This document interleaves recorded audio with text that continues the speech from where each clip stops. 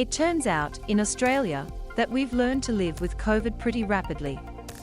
Only in December did the hyperinfectious Omicron variant first appear, and only a few weeks ago did we lift restrictions on offices, retail, hospitality and schools, with some minor exceptions.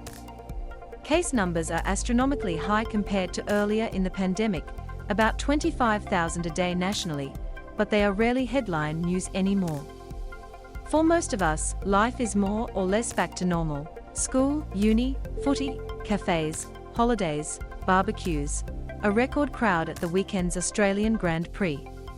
COVID is something we are managing day to day, family by family, workplace by workplace.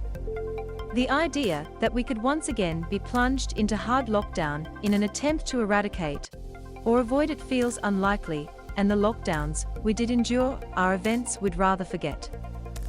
China has not made this journey. The country where the pandemic began, and which showed us how to contain the first iteration of the virus by locking down, is still in the elimination phase.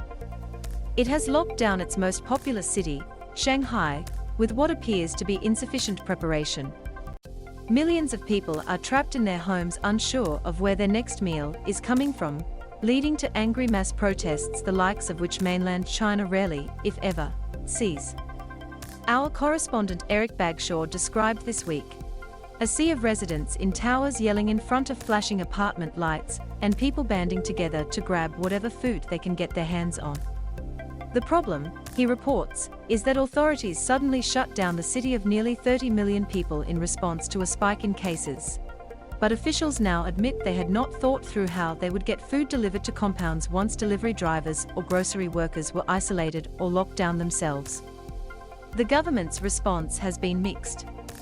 They have tried to solve the logistics problem while denying it is even happening, censoring social media, urging party members to stamp out dissent, flying drones past apartment buildings imploring residents to not scream from their windows and cranking up the party rhetoric.